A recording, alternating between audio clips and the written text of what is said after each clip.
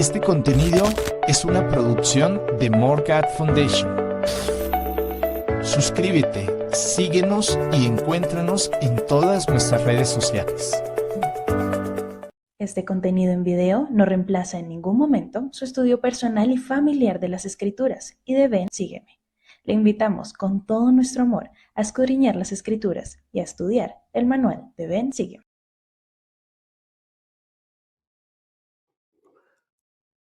Hola mis queridos hermanos y hermanas, muy buenos días. Feliz día de reposo para cada uno de ustedes, que el Señor les bendiga en este día y en toda esta semana que vamos a tener de vida familiar, de vida espiritual. Espero que lo que vamos a aprender hoy sobre todo esto, de cómo Dios puede prevalecer en la vida de una persona, en el caso nuestro de nuestra propia vida, nos llene el corazón y nos dé mucho de su espíritu. Esta clase que veremos hoy, como dice nuestra portada, tenemos Génesis, los capítulos 24 al 33. Que Dios prevalezca, así se llama esta clase, y espero que el Espíritu nos acompañe mucho y nos dé, la luz y la vida para nosotros poder aplicar todas estas cosas a nosotros mismos. Si hay algo de esta lección, mis amados hermanos y hermanas, de Génesis 24 al 33, que llene su corazón, yo les agradezco que piensen en cómo compartirlo con alguien más. Las cosas importantes hay que compartirlas. Espero y agradezco que ustedes tomen esta clase, dejen sus comentarios y participen con nosotros en todo lo que tiene que ver con esta lección, que la idea es que sea muy interactiva con ustedes. La preparamos con mucho amor. Vamos de una vez a ir a los antecedentes de esta hermosa lección y vamos a entender un poco más, vamos a comprender un poco más cómo suceden las cosas en estos capítulos. Vamos a verlo y vamos a escucharlo, lógicamente. Entonces, vamos a repasar estos antecedentes e iniciamos de una vez con los principios y con una pregunta que tengo para ustedes, queridos hermanos y hermanas.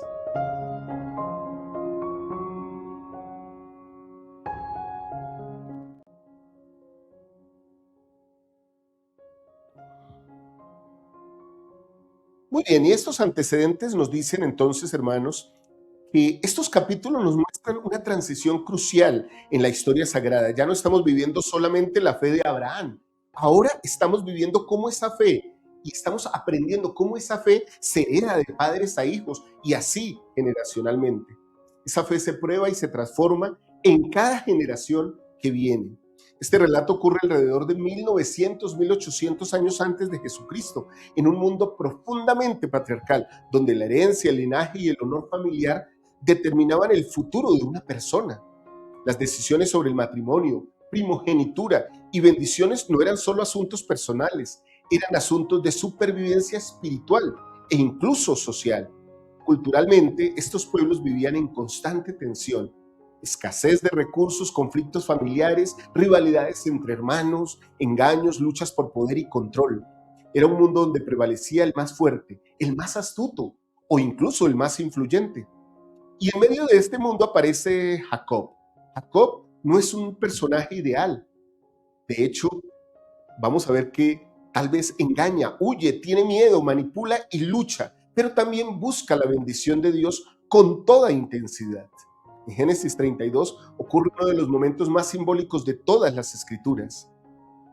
Jacob lucha con un mensajero divino durante toda la noche y al amanecer recibe un nuevo nombre, Israel. Israel significa el que lucha con Dios y prevalece, pero no porque vence a Dios, sino porque fielmente deja que Dios lo transforme.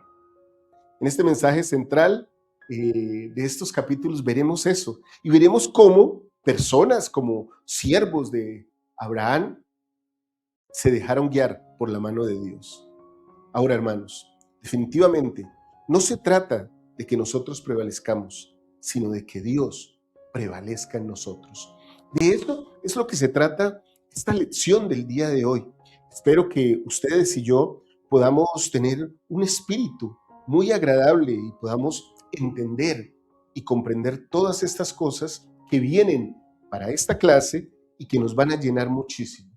Les aseguro que si tomamos nota, ponemos atención y aplicamos nuestro corazón, podremos aprender muchísimas cosas, queridos hermanos, que van a llenar con experiencias espirituales nuestro testimonio del Salvador Jesucristo. Bueno, quiero adelantarme aquí en la pizarra y hacerles una pregunta. Bueno, aquí tenemos a Jacob y a Esaú. Esaú, como vemos aquí, vende su primogenitura, ¿no? Por un plato de lentejas. En algunas versiones de la Biblia dice de guiso rojo. De hecho, se le conoce a Esaú como el rojo. Más adelante vamos a hablar un poco de eso. Ahora quiero hacerles esta pregunta, queridos hermanos y hermanas. ¿Estoy luchando solo en la vida o estoy permitiendo que Dios prevalezca en mi vida y en la vida de los que amo? Quisiera que por favor, al responder esta pregunta, piensen en cómo pueden ayudar a alguien que los esté escuchando. Si alguien estuviera escuchando esto que ustedes están respondiendo o lo estuviera leyendo, ¿qué le dirían ustedes a esa persona? ¿Cómo creen que esa persona reaccionaría ante su respuesta? Por favor, dejen su comentario aquí abajo. ¿Están permitiendo que Dios prevalezca en su vida? Ya vamos a leer algunas cosas muy, muy interesantes. Bueno, mis queridos hermanos, pues iniciemos con el principio, con el primer principio de esta lección.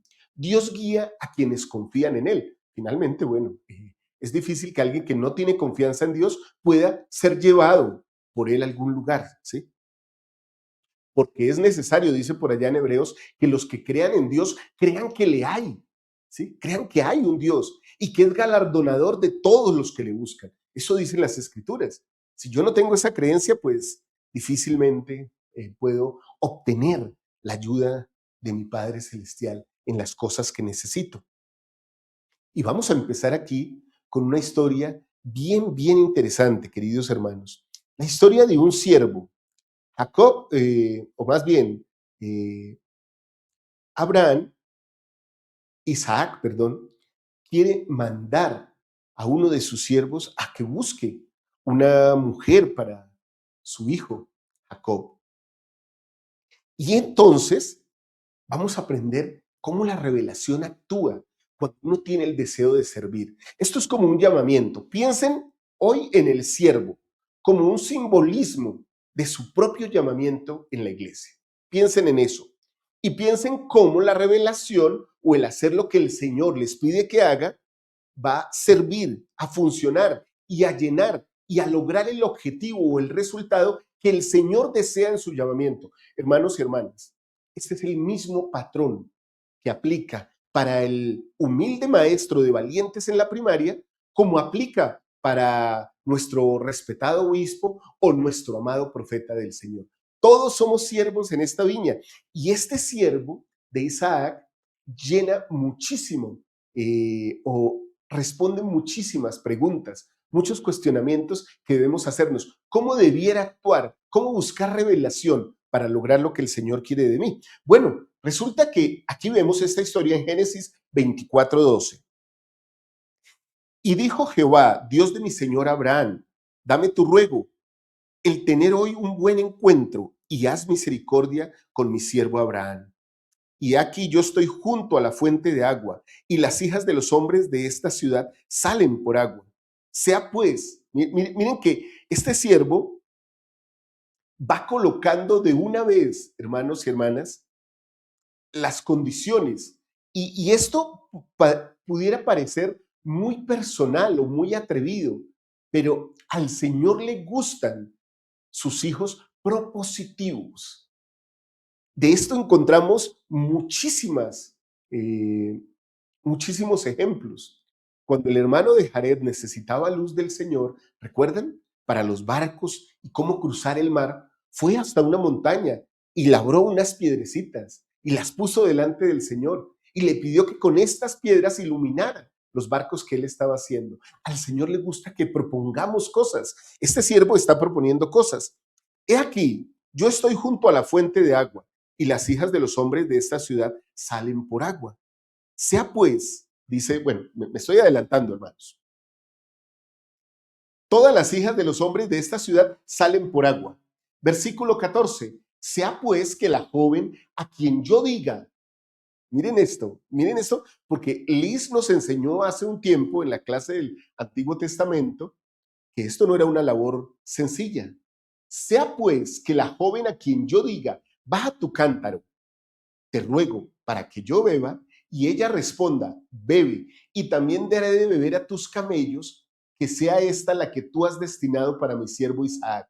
Y en esto conoceré que has hecho misericordia de mi Señor. Entonces Abraham, preocupado como todo buen padre, y más en ese tiempo, culturalmente, los padres buscaban esposas para sus hijos. Entonces envía a su siervo, al que es de confianza, queridos hermanos, a que busque una esposa para su hijo Isaac. Y entonces, este siervo crea un plan para cumplir con su llamamiento. Bueno, voy a ir a esa tierra. Mi señor Abraham me ha mandado a ir a esta tierra, a visitar a una parte, digámoslo, una porción de su parentela y tomar esposa para su hijo, mi señor Isaac. Así que, ¿qué haré? Entonces, Señor, ¿qué te parece si me siento y la mujer que venga y coloque agua en mi cántaro, baje su cántaro y llene y me dé de beber, que no es muy común, no era muy común, y de paso debe beber a mis camellos, hermanos? Eso es una labor bastante complicada. Que esa sea la esposa para tu siervo Isaac. Y en esto conoceré que has hecho misericordia con mi Señor.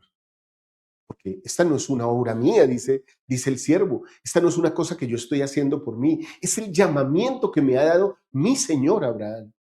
Como en este caso podría ser nuestro obispo, nuestro presidente de estaca, o una autoridad de área, qué sé yo. Bueno, cada quien recibe el llamamiento que necesita para desempeñar en esta vida. Pero ese llamamiento se puede desarrollar cuando ponemos nuestra confianza en el Señor y cuando creamos planes para lograrlo. Entonces aquí viene el resultado. En el versículo 15, queridos hermanos, miren lo que sucede de este capítulo 24. Y aconteció que antes que él acabase de hablar, he aquí Rebeca, que había nacido a Betuel, hijo de Milca, esposa de Nacor, hermano de Abraham. ¿Sí se dan cuenta? Que era de la familia. Salió con su cántaro sobre el hombro. Apareció. Literalmente aquí, queridos hermanos y hermanas, se repite la misma ecuación, digámoslo así, por llamarlo matemáticamente, pero en este caso es el mismo patrón que en el tiempo de Abraham e Isaac. El Señor provee cordero para el sacrificio y el Señor provee lo que necesitamos para desempeñar con nuestro llamamiento cuando tenemos un plan. Cuando nos acercamos a Él y le decimos, bueno, Señor, esto es lo que quiero hacer, o me han llamado a esto o aquello, y me gustaría hacer esto. ¿Es tu voluntad? Este es mi plan, Señor. ¿Qué piensas? Entonces el Señor empieza a colocar posibilidades. Bueno, hay algo interesante en toda esta historia que tal vez no lo voy a leer, hermanos, en esta historia, pero el siervo de Abraham dice que era la mujer más hermosa que él había visto, ¿sí?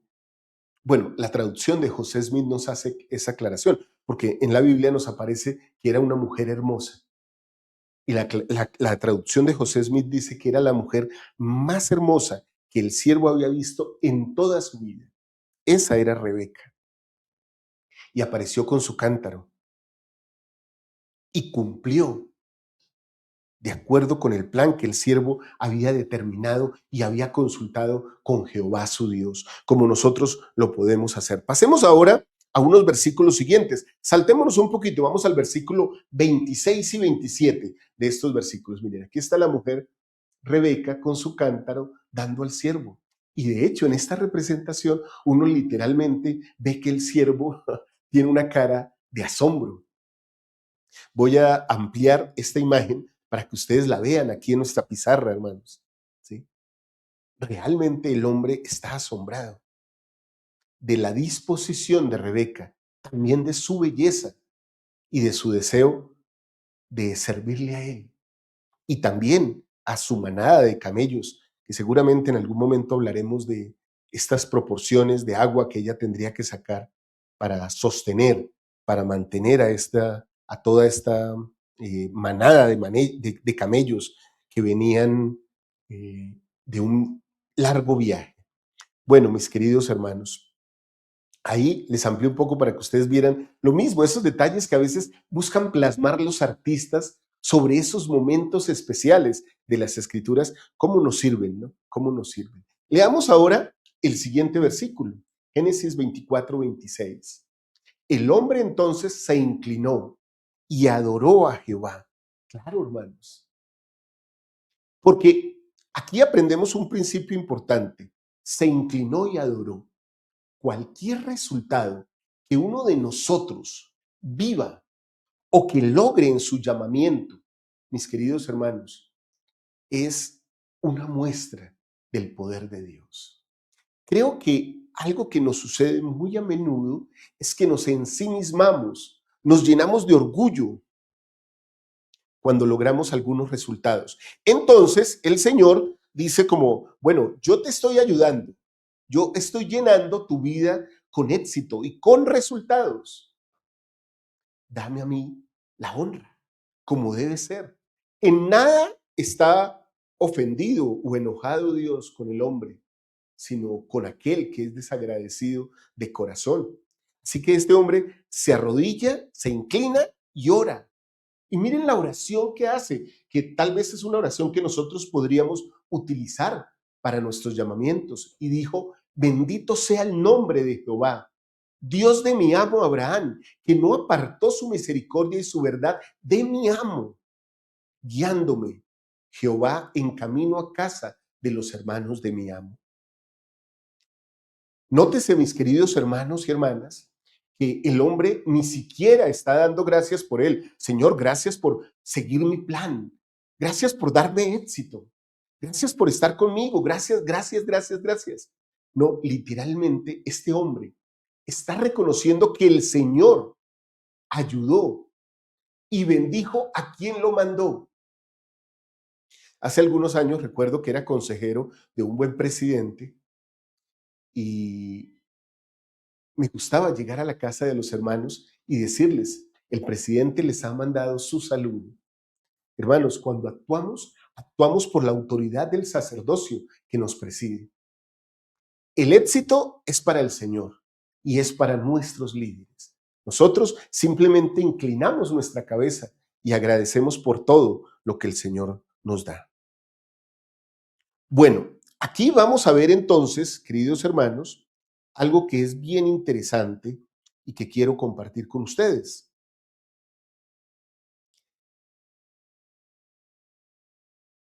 Quiero aquí testificar, hermanos, que literalmente el Señor bendice cuando nosotros nos acercamos a Él. Miren lo que dice este hombre sobre cómo el Señor le bendijo a él cumplir con su llamamiento. Leamos este versículo 48. Y me incliné y adoré a Jehová y bendije a Jehová, Dios de mi señor Abraham, que me había guiado por el camino correcto para tomar la hija del hermano de mi señor para su hijo. Esto no era un asunto menor. No sé si tal vez en nuestra cultura actual nosotros pensemos, bueno, los jóvenes hoy día escogen de manera personal a sus esposas, a sus esposos, porque así funciona. Esa es nuestra cultura de hoy día. Y aún así es una decisión muy delicada. El matrimonio, queridos hermanos y hermanas, es un asunto sagrado para el Señor. La importancia del matrimonio, de hecho, es eterna. En temas del Evangelio, en el folleto o en el libro de temas del Evangelio que también pueden encontrar en la biblioteca del Evangelio, dice esto sobre el matrimonio, dice mucho, pero extraje esto para compartirlo con ustedes en la clase. El gozo más grande en esta vida se encuentra en la familia. Las relaciones familiares sólidas requieren esfuerzo, pero dicho esfuerzo trae gran felicidad en esta vida y a lo largo de toda la eternidad. En el plan de felicidad de nuestro Padre Celestial, un hombre y una mujer pueden ser sellados el uno al otro por el tiempo y por toda la eternidad. Las personas que son selladas en el templo tienen la certeza de que su relación continuará para siempre si se mantienen fieles a sus convenios. Saben que nada, ni siquiera la muerte, puede separarlos de forma permanente. Bueno, mis queridos hermanos y hermanas, eso es lo que es el matrimonio para nosotros. De eso testificamos. Tal vez algunos de nosotros no hayamos tenido la mejor experiencia al meternos en el convenio del matrimonio. Sé que hay algunas excepciones a la regla. Si es tu caso, mi querida hermana o mi querido hermano, que tu matrimonio tal vez no ha funcionado en la manera en que tú esperabas que sucediera, te pido que seas paciente. No se equivocó el Señor. E incluso tal vez tú no te equivocaste. A veces la vida trae estas pruebas por las debilidades. Cuando hay una relación entre uno y el Señor bendice. Y aún en nuestra debilidad podemos fallar. Imagínense una relación de dos, esposo y esposa, y Dios, Jesucristo. La relación se hace aún más inestable porque son dos personas imperfectas en un convenio con alguien perfecto. Sean pacientes. Tal vez desde mi punto es fácil decirlo porque he tenido el privilegio y la bendición de gozar de un matrimonio por esta vida y por la eternidad ya durante bastantes años, más de 30. No tengo certificado de garantía. Quisiera tenerlo. Me esfuerzo y en mi corazón espero que el Señor bendiga lo que Él unió, que nos dé la fortaleza, tanto a Martica como a mí, para, a pesar de las dificultades, seguir adelante. Pero depende de nosotros, como depende de cada uno de sus hijos. Queridos hermanos, si nos mantenemos fieles a los convenios, podemos testificar y saber que nada, ni siquiera la muerte, puede separarnos en momentos de angustia. Ni siquiera la muerte podrá separarnos en esos momentos. Así que a todos les invito, no pierdan, hermanos y hermanas, su meta de tener un sellamiento por esta vida y por la eternidad. El matrimonio es algo muy importante, esencial para el plan de Dios. No pierdan esa idea, no pierdan ese deseo. Y lo manifiesto porque he visto algunas personas que tal vez dicen, ya no quiero volver a intentarlo. Están en su derecho, pero les invito a que no pierdan el deseo de ser bendecidos por Dios en una unión eterna. Muy bien, tenemos una enseñanza aquí, hermanos, una enseñanza clave. Cuando incluimos a Dios en nuestras decisiones, Él se manifiesta. Esta es la enseñanza clave que tenemos de toda esta historia, de este buen siervo, de Abraham, escogiendo para esposa para su señor Isaac, para el hijo de Abraham. Esa es la enseñanza clave.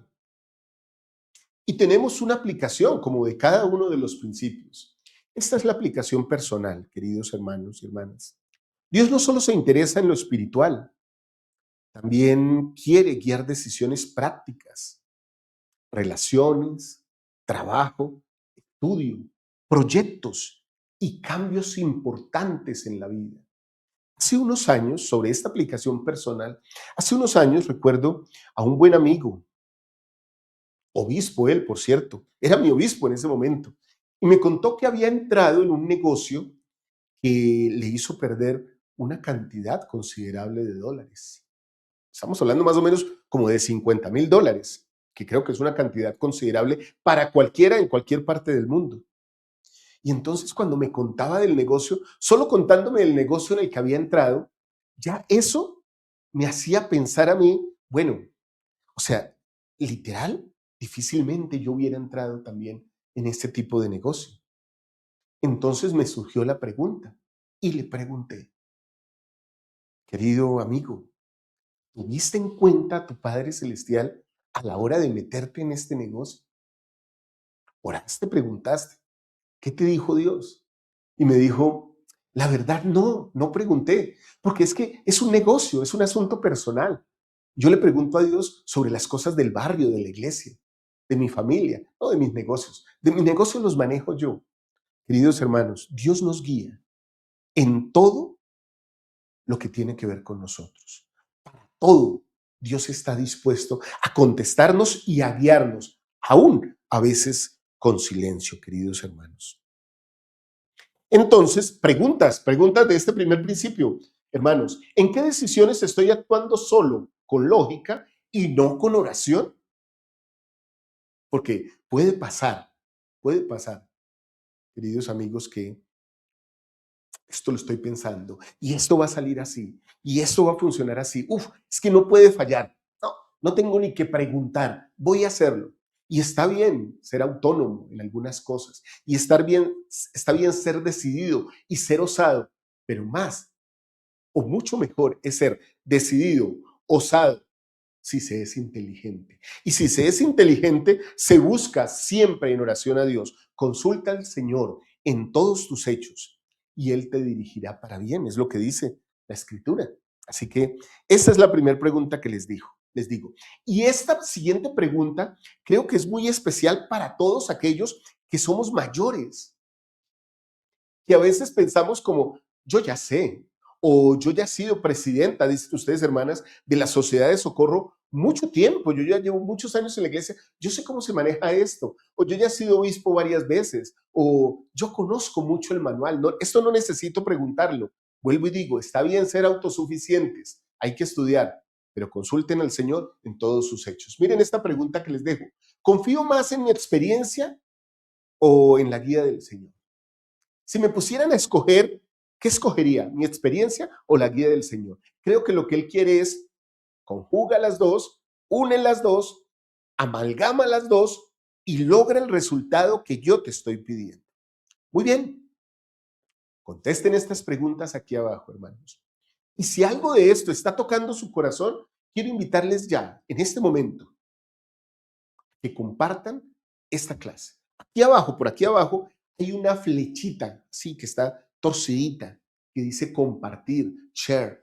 Ustedes pueden marcarla ahí y le comparten el enlace a alguien o copien el enlace de arriba y lo comparten con sus hermanos. Si algo está tocando su corazón, podría tocar el corazón de otras personas. Muy bien, vamos al siguiente principio de esta lección. Dios cumple sus promesas aún en familias imperfectas. Las familias sí que suelen ser imperfectas, queridos hermanos y hermanas. Así que a veces, en esa imperfección, pues Dios tiene que revelar su propósito. Y Él incluso, hay en momentos de las Escrituras donde vemos que Dios revela su propósito antes del nacimiento. Miren lo que pasa en estas Escrituras. Génesis 25, versículo 21. Y oró Isaac a Jehová por su esposa, que era estéril. O sea, Rebeca era una mujer estéril. Imagínense, sus padres, Abraham y Sara, lo tuvieron a él sobre los 100 años de edad.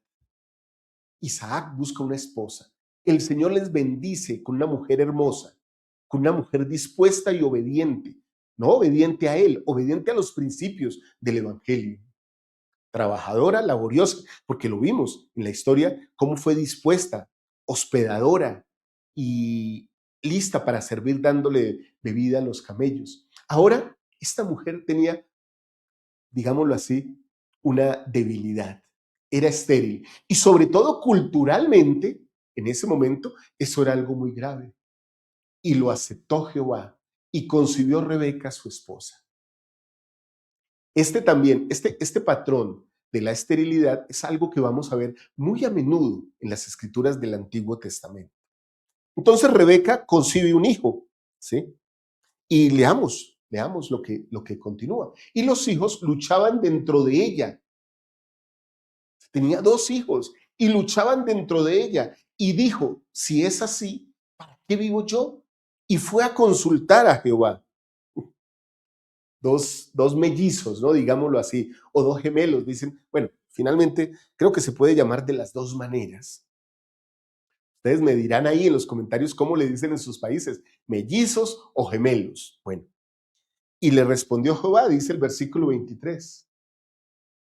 Dos naciones hay en tu vientre, y dos pueblos serán divididos desde tus entrañas, y un pueblo será más fuerte que el otro pueblo, y el mayor servirá al menor.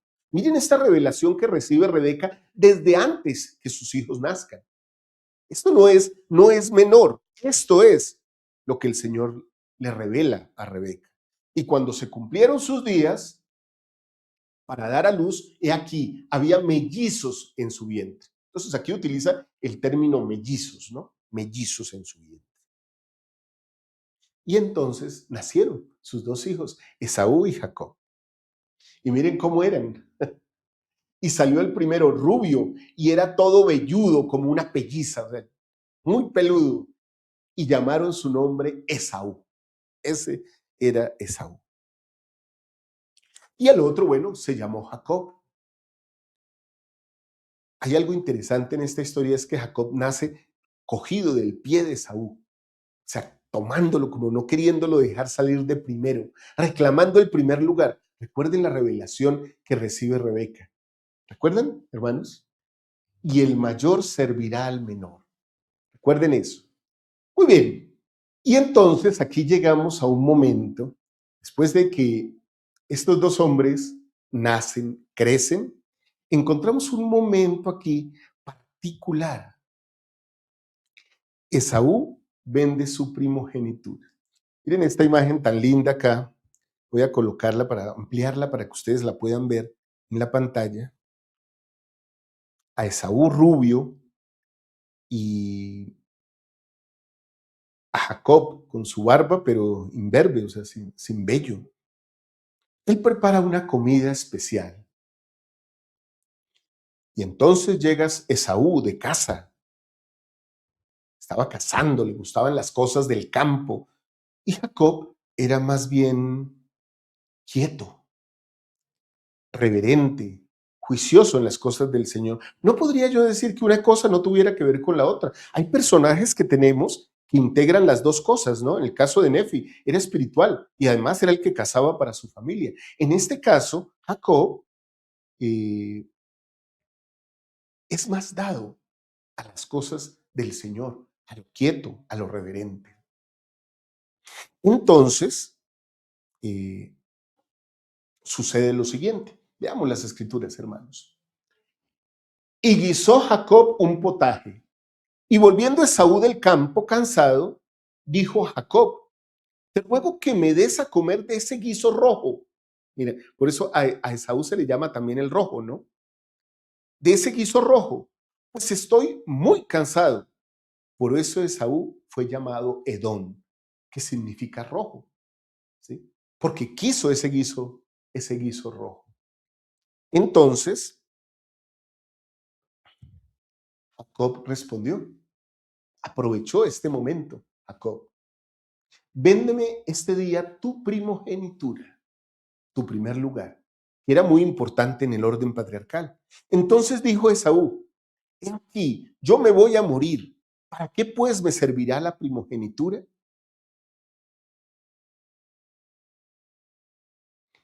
Cuando leo esto, hermanos, pienso en cosas como, bueno, yo me voy a morir. ¿Para qué me servirá el sacerdocio? Bueno, yo me voy a morir. ¿Para qué me servirá mi bendición patriarcal? Bueno, yo me voy a morir, ¿para qué me servirá el sellamiento por las eternidades? Es más o menos lo que Saúl está diciendo. Miren lo delicado. Tal vez justamente ahí parte el pecado de Saúl.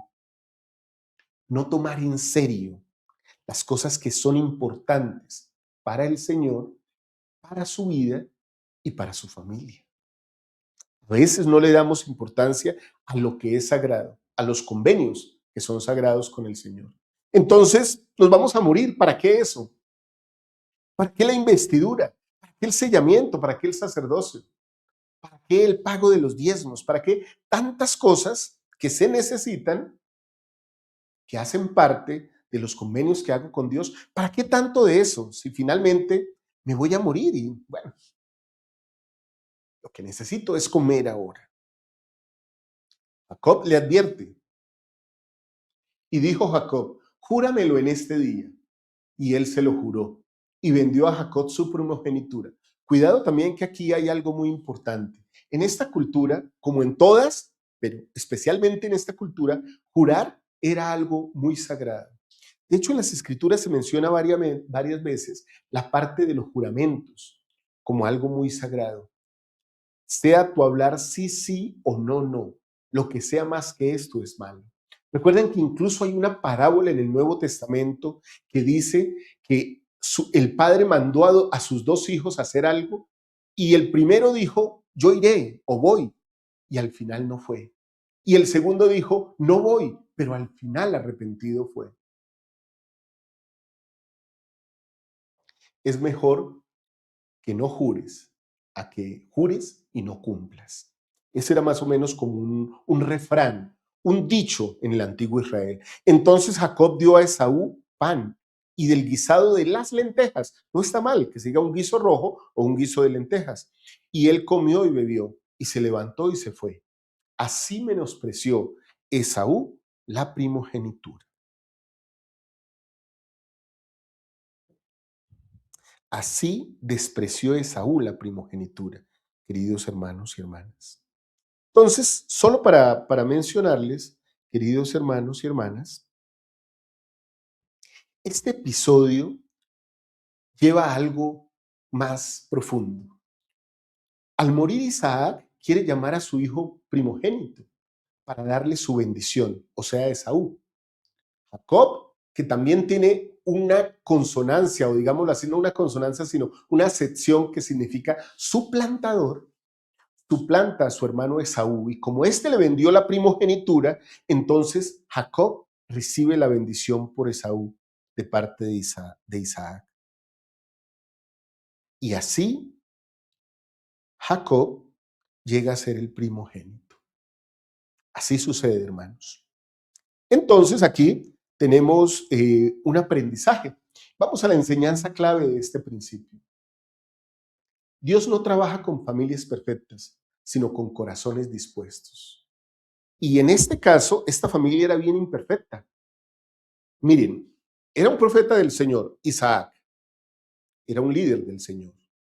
Su esposa Rebeca, parece que Isaac quería una cosa y Rebeca quería otra. Miren a Jacob, el dispuesto y reverente, el apegado a lo espiritual. Miren a Esaú, el de la casa, el de las cosas del mundo. Diferentes. Ambos querían cosas diferentes, pero el Señor sabía qué quería y él buscaba era el corazón dispuesto. Rebeca tuvo que influir para que Jacob recibiera su primogenitura. Y nos muestra la historia que esto era lo que el Señor finalmente quería. Así que a veces tenemos que escuchar a nuestras esposas, me atrevería a decir, en lo general debemos escucharlas. Y también debemos hacer lo necesario para cumplir con la voluntad del Señor. Veamos una aplicación entonces de todo esto. Nuestro pasado familiar no limita el plan eterno de Dios. Él puede redimir historias, romper patrones y crear futuros nuevos. Hace unos días, y lo dije en la clase pasada, y lo vuelvo a repetir porque me impactó mucho cuando oí a esta persona hablar de esto. Dijo, eso ya es un caso perdido, esa persona es un caso perdido, una causa perdida. Ahí no hay nada que hacer. Wow, pensé yo. Queridos hermanos y hermanas, Dios puede romper los patrones y crear futuros divinos y nuevos para todos nosotros. De eso testifico en este día para todos ustedes, mis amados hermanos y hermanas. Muy bien, voy a hacerles unas preguntas ahora sobre todo esto. ¿Estoy permitiendo que mi historia familiar defina mi futuro espiritual? O sea, mis padres eran así, mi papá era así, mi mamá era así, ellos eran así. Y entonces, no importa cómo yo sea, si finalmente ya mis padres fueron así, ¿estoy permitiendo que eso pase en mi vida? Y la siguiente pregunta que les hago es una pregunta que parece de mi profesión, ¿no? De coaching. ¿Qué patrón necesito romper para que Dios prevalezca en mi vida familiar? ¿Qué cosas necesito dejar? Como decimos en mi profesión, ¿qué cosas hay que soltar, queridos hermanos y hermanas? Porque a veces no queremos soltar, queremos vivir amarrados, como presos, como esclavos de cosas que pasan y pasan en nuestra vida y nos quedamos ahí anclados. ¿Qué cosas debiera romper? ¿Qué cadenas, qué patrón debiera romper en mi vida? Muy bien, preguntas que espero que ustedes respondan.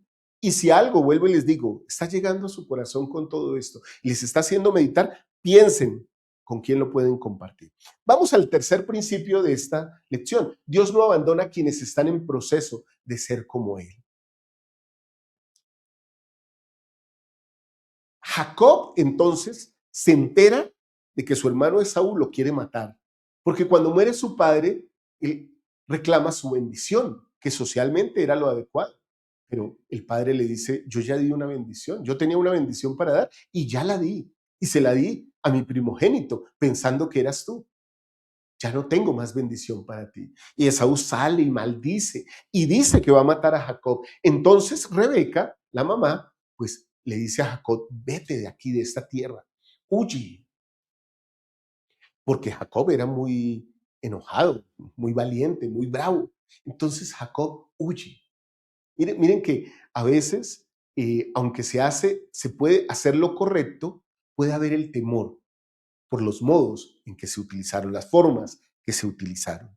Muy bien, entonces el versículo siguiente nos muestra, y salió Jacob de Berseba y se fue a Harán, y llegó a cierto lugar y durmió allí, porque ya el sol se había puesto, y tomó de las piedras de aquel paraje, y las puso a su cabecera, y se acostó en aquel lugar. Y entonces, ¿qué sucedió? Y soñó. Los sueños son una manera de revelación. Y he aquí una escalera que estaba apoyada en tierra, cuyo extremo tocaba el cielo. Y he aquí ángeles de Dios que subían y descendían por ella. Qué hermosa revelación, ¿no? Qué hermosa revelación. Ángeles de Dios que subían y descendían por ella. Esa es la revelación que Jacob tiene.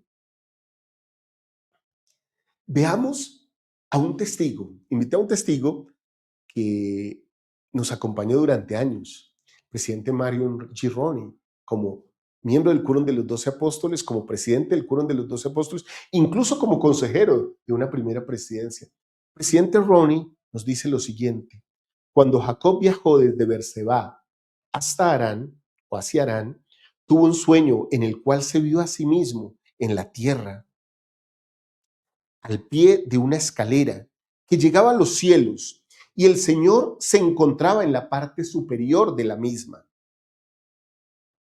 Vio que los ángeles descendían y ascendían por ella, ascendían y descendían por ella. Y Jacob comprendió que los convenios que había hecho con el Señor eran peldaños de la escalera que él mismo tenía que ascender a fin de alcanzar las bendiciones prometidas. La senda de los convenios, ¿no? Que es como una escalera y que cada peldaño es un convenio. Bendiciones que le darían el derecho de entrar en el cielo y morar con el Señor. Por motivo de que había visto al Señor y había hecho convenios con él, allí Jacob consideró que el lugar era tan sagrado que le puso por nombre Betel, contracción de Bet Elohim, que literalmente significa la casa del Señor. Perdón que yo no había anticipado, no me había anticipado, había dejado solo la nota al principio. Contracción de Bet Elohim, que literalmente significa la casa del Señor. Dijo, no es otra cosa que casa y puerta del cielo. Qué interesante, ¿no? Qué interesante esta ayuda que nos da este buen siervo del Señor, presidente Mario Gironi. Y entonces vemos Y todo esto, toda esta revelación se completa con lo siguiente. Y he aquí, Jehová estaba en lo alto de ella y dijo, yo soy Jehová, el Dios de Abraham, tu padre, y el Dios de Isaac. La tierra en que estás acostado te la daré a ti y a tu descendencia. Continúa la promesa, ¿no? De Abraham a Isaac y de Isaac a Jacob. Y será tu descendencia como el polvo de la tierra, y te extenderás al occidente y al oriente y al norte y al sur, y todas las familias de la tierra serán bendecidas en ti y en tu descendencia. ¿Les suena familiar, hermanos? Es el mismo convenio de Abraham que se derrama sobre Jacob y que también se esparce sobre nosotros como parte de la casa de Israel. Y el Señor le dice esto, una promesa hermosa de compañía, de relación. He aquí yo estoy contigo y te guardaré por donde quiera que fueres y volveré a traerte a esta tierra, porque no te dejé.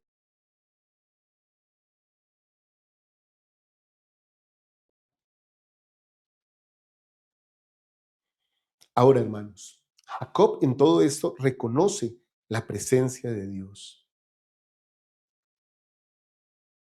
Reconocer que Dios está con nosotros, que se manifiesta a nosotros por medio de las del sacerdocio son peldaños que nos llevan a su presencia, es supremamente importante. Pero en esta, llamémoslo así, terrenalidad en la que vivimos, nuestra imperfección muchas veces llena nuestra vida. Y entonces debemos recordar que aún en nuestra imperfección, los convenios llenan nuestra vida. Los convenios nos atan. Los convenios son como la cuerda del que salta desde una peña y lo sostiene aun cuando cae. Y con esa cuerda se puede traer de vuelta, de regreso. Queridos hermanos y hermanas, nunca nos soltemos de los convenios. A veces tal vez caminaremos por lugares escarpados, por montañas, por riscos, por acantilados espirituales. Nunca nos soltemos de los convenios porque los convenios nos mantienen en relación con Dios. Y sobre todo, hermanos, la Santa Cena y los convenios del templo nos mantienen en comunión con el Señor. Veamos lo que significa Betel. Miren, que lo tengo acá. En la guía del estudio de las Escrituras habla de esto. En hebreo significa casa de Dios. Los templos son Betel. Podríamos decir, voy para Betel, la casa de Dios. Y es uno de los lugares más sagrados de Israel. Se encuentra a unos 16 kilómetros al norte de Jerusalén. Allí fue donde erigió Abraham su altar, cuando por primera vez llegó a Canaán. Allí Jacob vio en visión una escalera cuyo extremo tocaba el cielo. También era un santuario en los días de Samuel.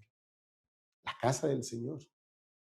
Busquen, hermanos, busquemos la casa del Señor cada vez que podamos.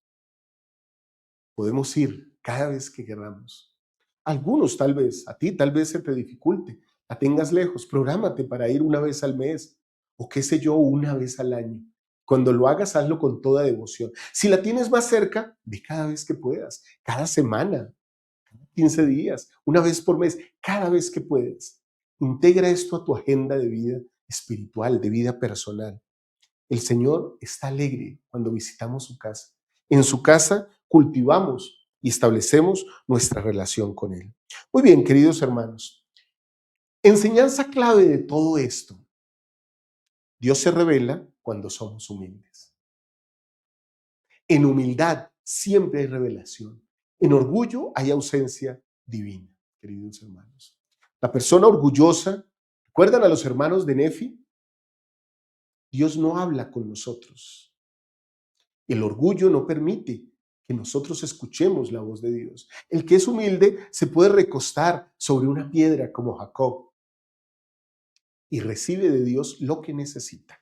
Muy bien, esa es la enseñanza clave para esto, para este principio. Y la aplicación es que aun cuando estemos confundidos, cansados o huyendo, Dios sigue presente y activo en nuestra vida. Jacob estaba huyendo, se sentía cansado, su vida estaba en peligro y aún así el Señor lo bendijo y le reveló lo que necesitaba él para su vida. Le brindó guía, queridos hermanos y hermanas. Preguntas. Contesten las preguntas, por favor. ¿Por qué a veces huimos en lugar de enfrentar?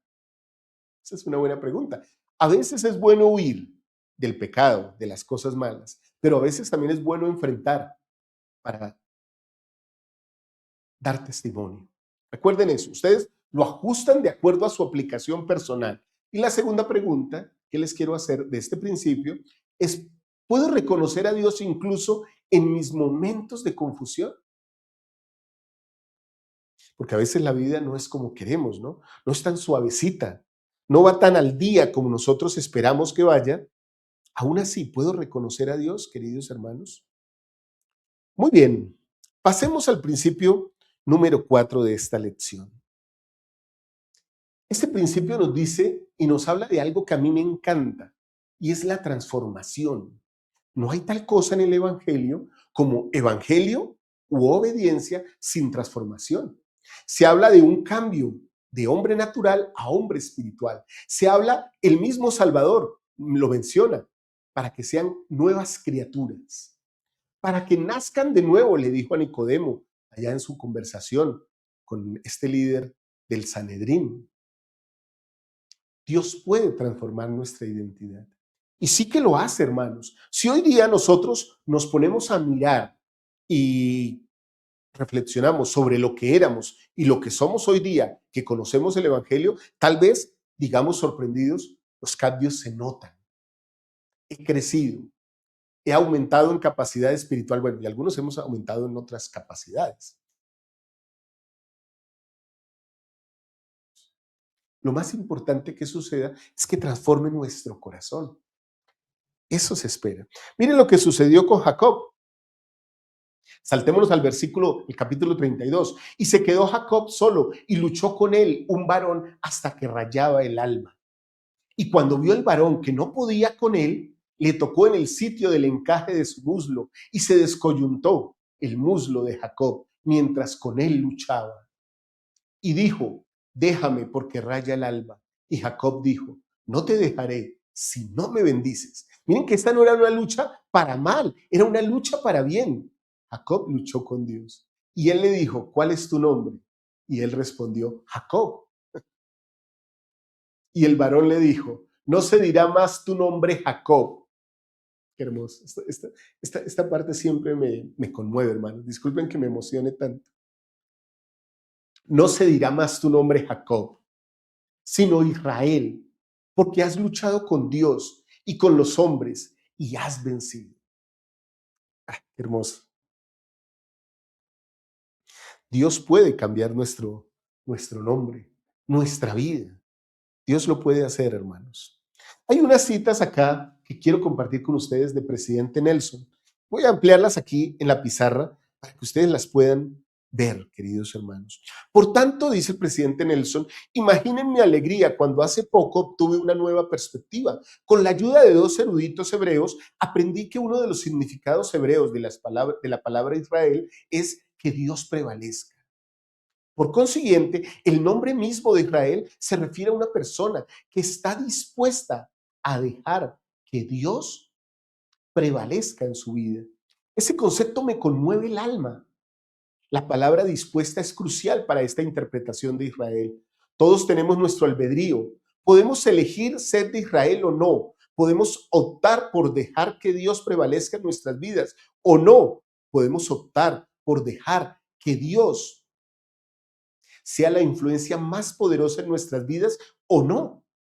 Por un momento, recordemos un momento decisivo en la vida de Jacob, el nieto de Abraham. Está hablando de este momento que estamos hablando de Ven, sígueme hoy. En el lugar que Jacob nombró Peniel, que significa la cara de Dios, Peniel significa la cara de Dios, Betel significa la casa de Dios, Jacob lidió con un serio problema. Su albedrío se puso a prueba. A través de esa lucha, Jacob demostró lo que era más importante para él. Demostró que estaba dispuesto a dejar que Dios prevaleciera en su vida. En respuesta, Dios cambió el nombre de Jacob a Israel, que significa que Dios prevalezca. Entonces Dios le prometió a Israel que todas las bendiciones que se habían pronunciado sobre la cabeza de Abraham también serían suyas. Qué hermoso, queridos hermanos, qué hermoso todo esto. Realmente me conmueve, porque esas bendiciones de las que habla el presidente Nelson, nuestro amado presidente y profeta, también serán nuestras, caerán sobre nuestras cabezas, porque somos de la familia de Jacob, somos de Israel somos, queridos hermanos y hermanas. Bueno, ¿cuál es la enseñanza clave de esto, queridos hermanos?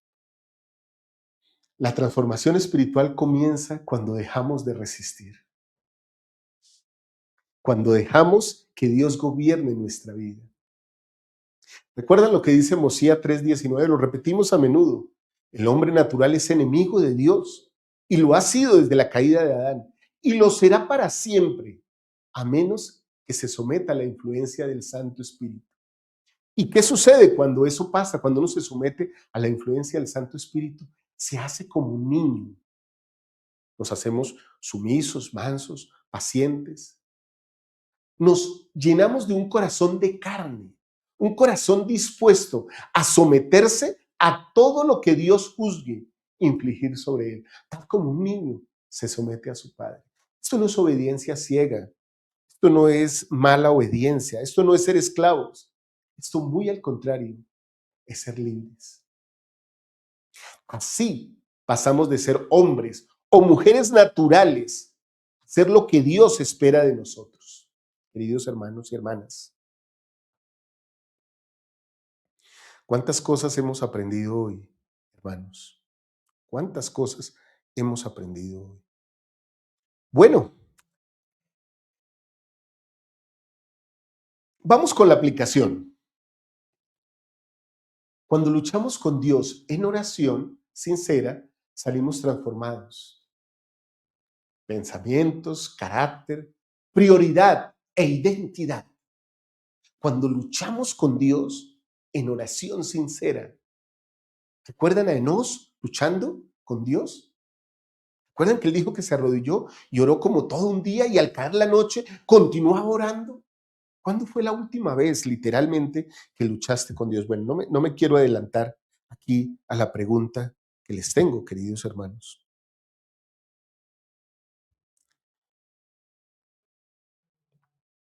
Muy bien, quiero hacerles esta pregunta, hermanos. ¿Qué parte de mí sigue luchando contra Dios o oponiéndome a que Dios trabaje en mi vida? ¿Sí? Porque una cosa es luchar con Dios y otra cosa es luchar contra Dios. Algunos eruditos o pseudo eruditos han querido insinuar que Jacob luchó contra Dios, pero realmente lo que Jacob hizo fue luchar con Dios. Nosotros también podemos hacerlo. Y la siguiente pregunta que les quiero hacer es esta. ¿Quién sería yo si dejara que Dios definiera completamente mi identidad? ¿Piensan en eso, hermanos?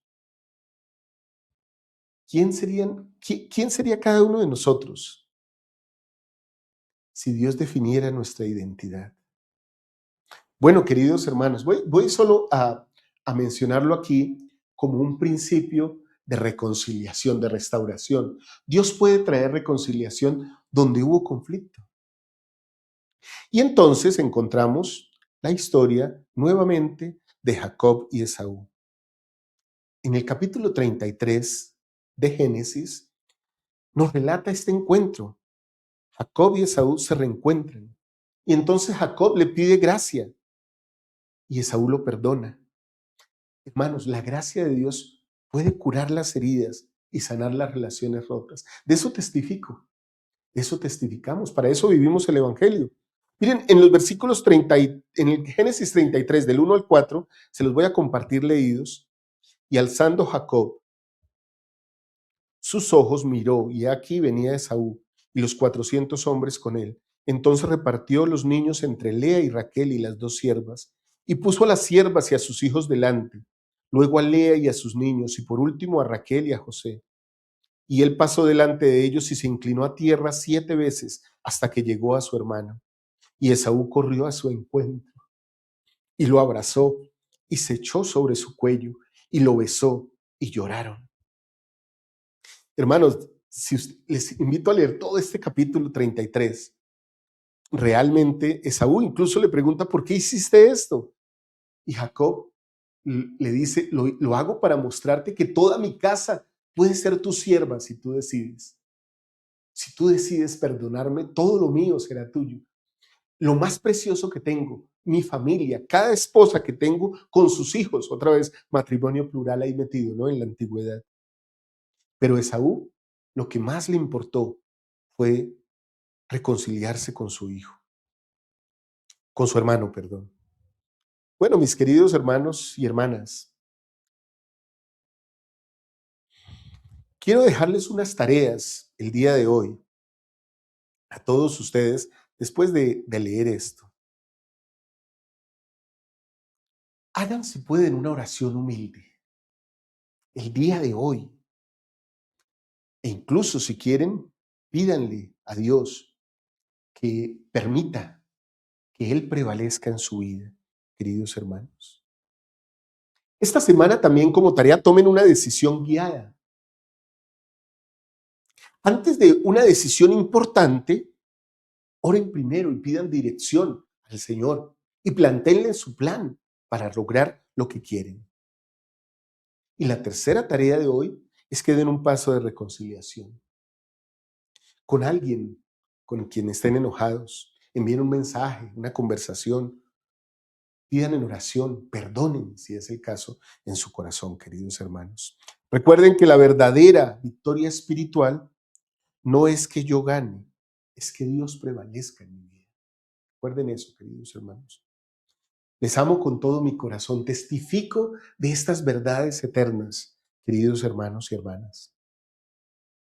¿Cuánto hemos aprendido hoy? ¿Cuánto hemos compartido hoy? Es esta, si la quieren buscar. Gracias por elegir nuestras clases. En un ratito sale la clase de Liz y el miércoles tendré con ustedes el Ven, Sígueme en Detalle, que lo estamos haciendo. Todos los miércoles sale el Ven, Sígueme en Detalle, donde hablaremos más al detalle de todos estos asuntos. Queridos hermanos y hermanas, muchas gracias por su compañía. Gracias por todo el amor con el que ustedes comparten con nosotros. Y gracias por permitir que Dios prevalezca en su vida. Si creen que esta clase fue preparada con amor, si sintieron algo del Espíritu del Señor mientras trabajamos en ella, mientras estudiamos las Escrituras, mientras recorrimos por todo el Antiguo Testamento estas enseñanzas y estas historias, compartan esto con alguien que ustedes conozcan. Se los agradeceré mucho. Nuestra intención aquí en More God Foundation es compartir el Evangelio siempre. Si tienen a personas que no conozcan a Jesucristo y que ustedes quieran enviarles un mensaje, envíen esos nombres a los grupos de WhatsApp. Nosotros les enviaremos un mensaje. Les amo con todo mi corazón. Gracias por su compañía el día de hoy. Un fuerte abrazo, feliz día de reposo. A los que nos ven entre semana, gracias por vernos también. Les amo, mis queridos hermanos. Que Dios les bendiga. Espero que esta clase, esta lección, nos haya ayudado a todos a ser un poquito más semejantes a nuestro Salvador Jesucristo. Y recuerden, esta clase no reemplaza en ningún momento su estudio personal y familiar de las Escrituras. No lo olviden. Les amo, hermanos. Chao, chao.